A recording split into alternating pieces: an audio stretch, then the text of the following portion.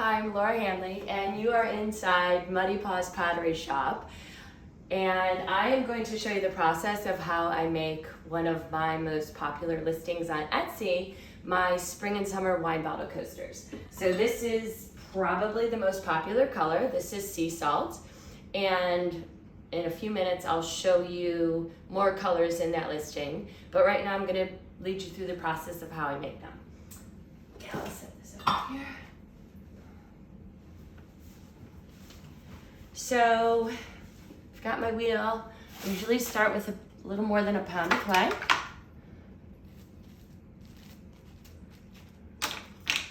Smack it on there. And the first thing I'm doing is I'm just centering the clay and karate chopping it down to the truncated position. My listing says that these are about 4 inches wide by 1 inch high, and that's always approximate because clay shrinks between 15 and 20% between beginning and end. So I'm going to open up the pot. And I know it looks easy. I've been a potter for about 35 years, so I can make it look very easy and simple. But just like most things in life, especially sports, throwing is a skill, and it's only accomplished by a lot of practice. So I started throwing pottery when I was about 23 years old. Okay. So what I'm going to do now is use this wooden rib and hold it very horizontal to make sure the bottom of this is very flat. So whatever it's used for, mostly wine bottles, it doesn't wobble when the wine bottle is put in it. I'm going to go up the sides. And then just even off the top. So I'll undercut this so as the clay dries it doesn't stick to this bat. And I'm just going to stick it here. And you can see there's a lot of wine bottle coasters and other pieces in the works. So after, depending on how quickly I let my pieces dry, usually the next day, the next step in the process is trimming the wine bottle coaster, which is done right on the wheel head. I'll just put this here. I'll dry this off. So I'll take one of the coasters, turn it upside down, because when I undercut this, the top is nice and finished, but the bottom is still rough. So I'll put this right in the middle of the wheel.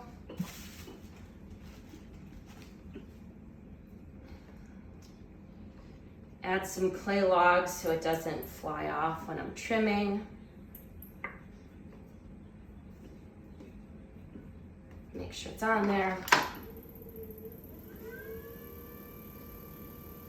And I'll trim this thing so it's nice and level on the bottom. I put a little bevel in just so when I glaze this piece, the glaze doesn't drip down and stick to the kiln shelf.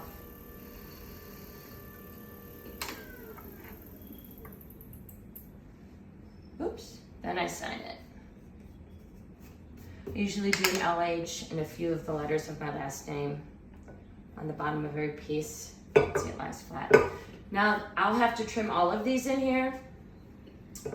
Now I'm going to take the my phone from my sweetheart right here. Hello. And he's going to try and get my Muddy Paws dogs outside, our Muddy Paws dogs outside, and you'll be able to see them from the window. I rebranded my company name in 2020 so I could sell on Etsy. And I named my shop Muddy Paws Pottery Shop. And Robbie built this beautiful studio for me with all these windows. Look at, these are our Newfoundland dogs.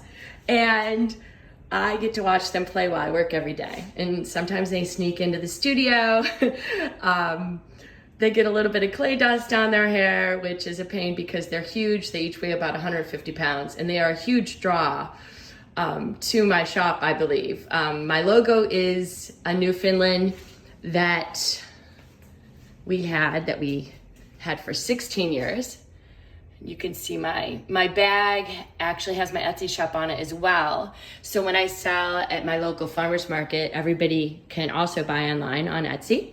So what I want to tell you about these wine bottle coasters, I told you how I throw them and I trim them. What happens next is then they have to dry completely to what's called the greenware stage. And then they are fired in my kiln. And then after that, they come out of the kiln and they look like this. So it goes from a piece like this to a piece like this. And the bottom here needs to be waxed. I put wax on the bottom. You can see it's a little bit shiny here. And what that wax does is it resists the glaze from sticking to it.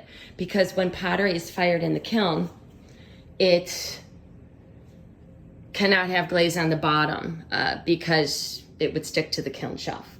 So right here is a kiln load of glazed pottery. So after I wax it, I glaze it, then it goes through glaze firing.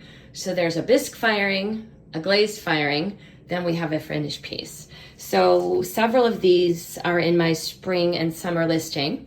This is my Robin's Egg Blue and Irish Gray. This is my white and Irish Gray. That is my Blue Surf. This is my turquoise, my blue rutile. Some of these are from other listings. But what's great about these, back in the studio here, is that they can be used for so many things. This is another popular color. Oops, I got some clay in there. So not only can they be used for a bottle of wine, once you open it, and especially the red wine, the drips come down. So many people have beautiful porous countertops these days and we don't want the red wine to stain it. So they're marketed as a wine bottle coaster, but they can also be used for so many things. I use mine in my kitchen also for my olive oil jar because everybody, who cooks a lot has olive oil. They want it to be handy and everybody knows it makes that ring of oil on the bottom.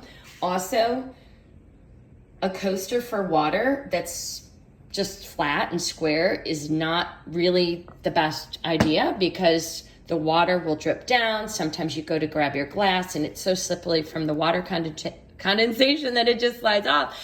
So I use it also as a water glass holder. Other items it is used for cat treats, candle holders, rubber bands, jewelry, just about anything. I have 2 different types of packaging I ship in, along with my cards that advertise Etsy. One of them, sometimes I give people a special thank you. It has 3 dogs on it. And I am actually starting to design a new luxury box for the holidays this year. So thank you again. You're inside Muddy Paws Pottery Shop. And there's one of the new fees out there.